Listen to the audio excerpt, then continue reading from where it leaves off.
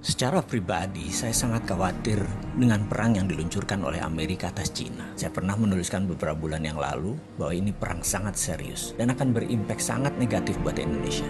Benar loh, dan menurut saya kita belum melakukan antisipasi apapun.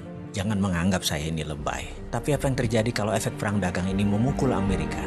Atau dengan kata lain Amerika yang kalah. Amerika yang merasa sebagai New World Order mendapat tantangan dari pasukan kuning Cina. Dan kalau Amerika sampai kalah, dunia berubah kutubnya.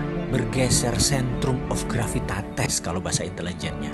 Dan kita bisa lihat apa yang terjadi jika nanti benar ramalan saya ini terjadi.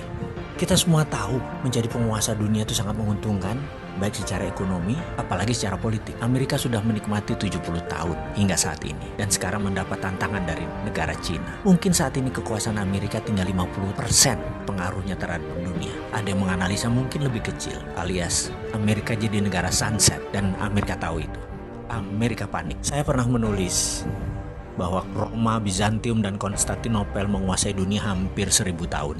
Dalam 1000 tahun itu, Roma ditantang 8 kali oleh kaum barbar versi Roma. Namun akhirnya tumbang juga oleh Genseric.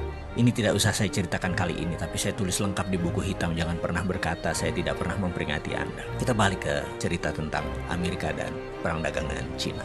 Sekarang belum 100 tahun Amerika sudah mendapatkan tantangan super hebat yang Amerika tidak pernah bayangkan sebelumnya. Secara militer, mungkin Amerika masih mendominasi. Namun secara teknologi, Cina sudah menyamai.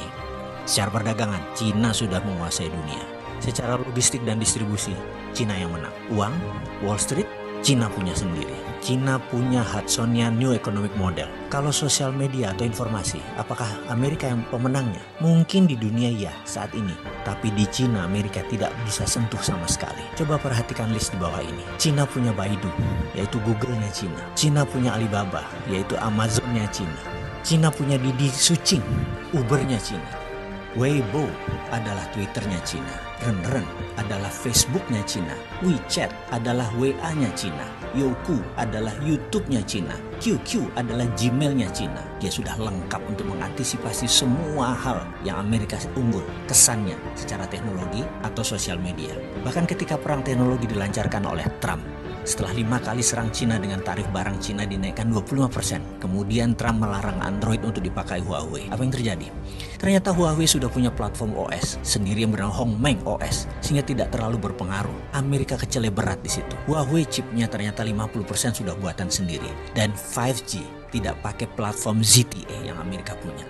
Di sisi bisnis, Huawei sudah dipakai sebagai platform operator telekomunikasi di 100 negara di dunia ini yang membuat Huawei tetap beroperasi sebagai penyedia alat telekomunikasi dunia. Bayangkan, ketika 100 negara tersebut memakai 5G tahun depan ya, apa yang terjadi dengan Amerika? Amerika bisa hilang. Amerika bisa menjadi negara mediocre. Dan itu dimulai tahun depan, tahun 2020. Prediksi saya, yang mudah-mudahan kali ini salah, Amerika akan mengalami inflasi besar di tahun 2020. Di sisi lain, tahun itu juga tahun politik di Amerika. Trump pasti habis-habisan akan berjuang untuk jabatan kedua kalinya yang akan membuatnya semakin tidak terkendali memblok barang-barang Cina, yang akan membuat harga retail di Amerika naik 25% karena ketergantungan akan produk Cina di Amerika sudah lebih dari 40%.